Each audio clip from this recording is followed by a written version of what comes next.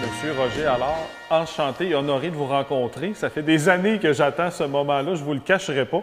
Première question qui vient à la tête de bien des téléspectateurs ainsi que dans la mienne.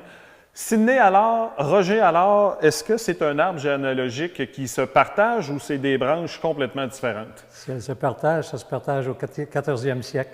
Oh, OK, oui. Il y a peut-être des racines, mais... Oui. Non. Il n'y a aucun lien de parenté. C'est quoi l'histoire de Allard Motors à l'origine, l'entreprise anglaise? Sidney Allard, c'était un coureur vraiment passionné. Il a commencé à combiner des voitures, des Ford et des Bugatti dans les années 38, 39, etc. Alors, après la guerre, il y avait un inventaire de camions militaires qu'il refaisait pour le militaire. Oui. Puis il a commencé à monter des voitures de course. Avec des essieux de camion. Des essieux de camion. Oh, OK. Qu'on retrouve dans les voitures, les J2, les J2X, les K2, etc.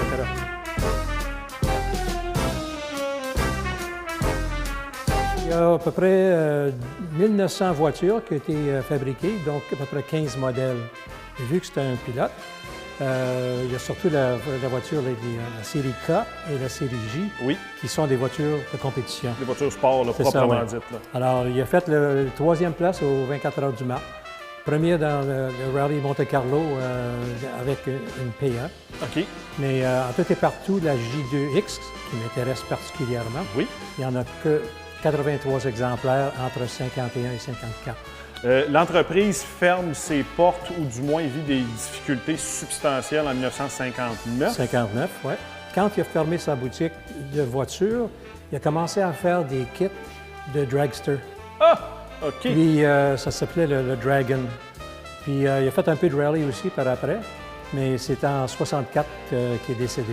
Et le petit-fils et le fils de Sidney Allard ont continué la compagnie. Qu'est-ce qui fait qu'on a la fin presque complète de Allard Motors en 1964, au même moment où Sidney Allard décède, et la fondation de Les Voitures Allard par Roger Allard en 1999 dans la région de Montréal, au Québec? Au 50e anniversaire, je suis allé en Angleterre, puis j'avais espoir de revenir avec un Austin Healey, qui est toujours une de mes voitures favorites.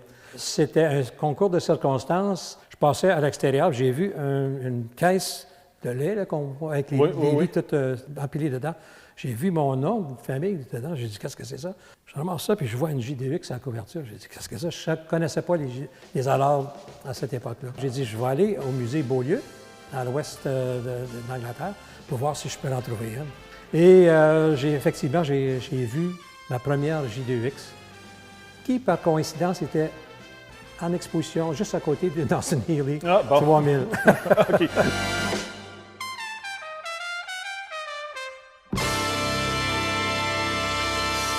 Puis, à mon retour ici, je commençais à penser à ça. Puis je me demande si une version moderne de ça serait vraiment acceptée par le marché nord-américain.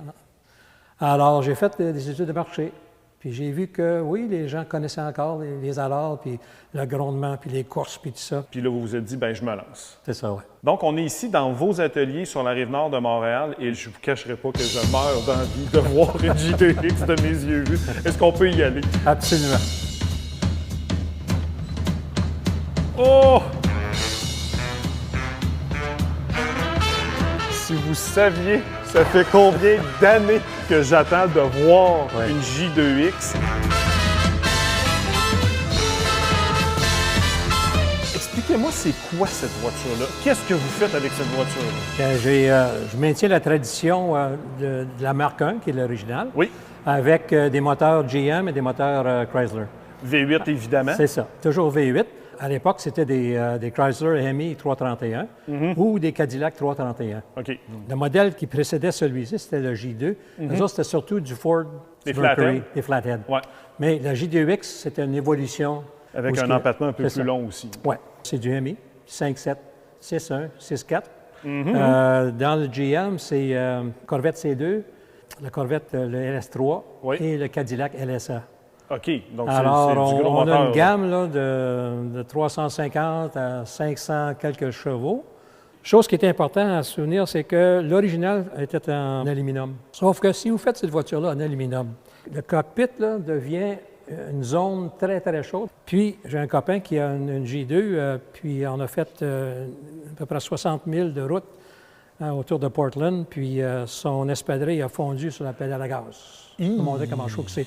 Alors, nous, avec le composite à l'intérieur et l'isolation, on n'a pas ce problème-là. Ça limite grandement l'intrusion de la chaleur. Le cockpit d'origine n'était pas adéquat pour les besoins de ma clientèle. OK. C'était un banc simple qui n'était pas amovible.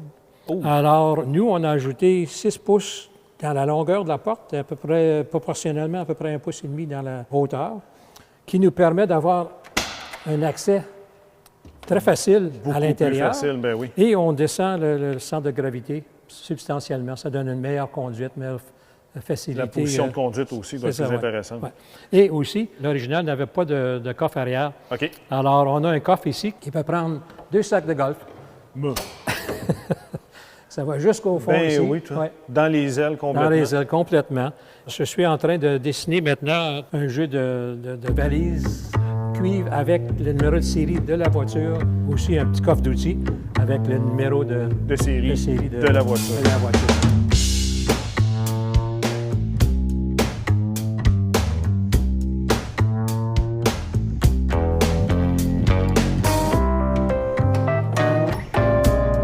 Et là, on a le Ramjet. Le Ramjet 350 injection. Là, je regarde ça. Grosse cylindrée, des V8 5.7 à 6.4 litres. Avez-vous pensé électrifier ça, cette petite beauté-là?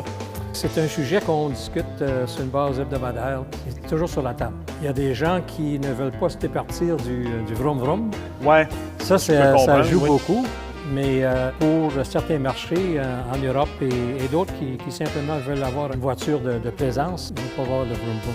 Je dois dire que si on compare notre échappement avec qu'est-ce qu'on connaît, qu'est-ce qui est très populaire, c'est les Cobra, nous, on n'est pas sourds après 5 minutes. Okay. Là. Ça peut être un avantage. Mais quand on monte à 2500 tours, là, on reconnaît que notre moteur, c'est pas une machine à coudre.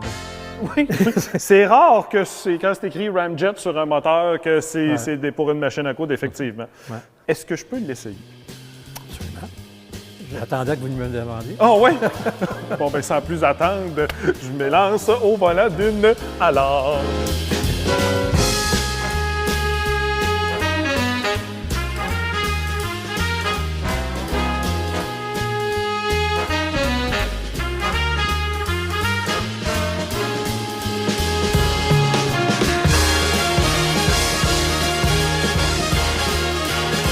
Là, je suis prêt.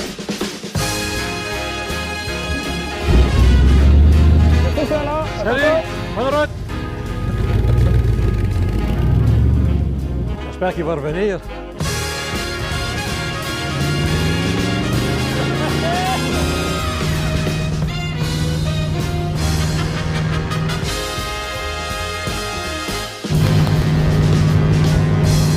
Oh, si vous saviez le plaisir que j'ai à conduire cette chose en ce moment. Une voiture qui est absolument extraordinaire. J'ai conduit des Rolls-Royce, Ferrari, Bugatti, Bentley.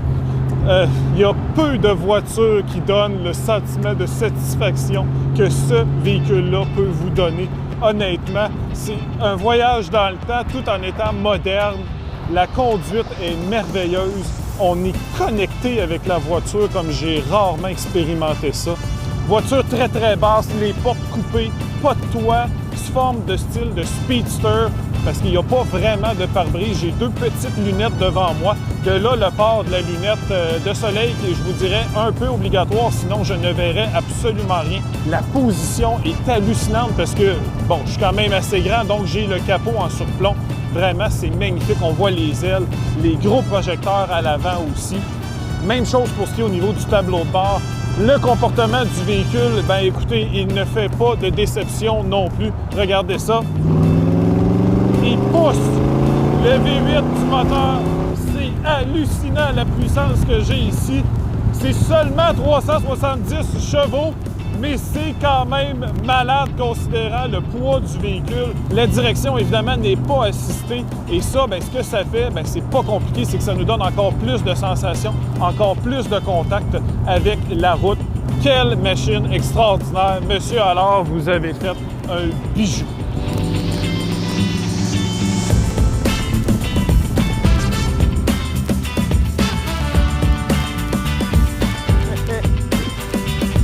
Je vous ai souvent parlé de voitures de rêve.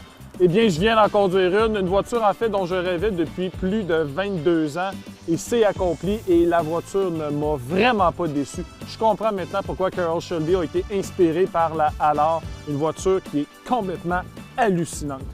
Maintenant, à la maison, vous devez vous demander combien ça vaut, ce rêve-là. Eh bien, ça commence à 210 000 $ américains. C'est vraiment pas donné et à cela, vous pouvez ajouter évidemment une infinité d'options. Mais il faut savoir que le rêve, ça se paye et clairement, celle-là, c'est capoté. Il me reste plus beaucoup de temps. Le soleil se couche, il fait de plus en plus froid. Il faut que j'aille en profiter. Salut tout le monde! Bye! Wouhou!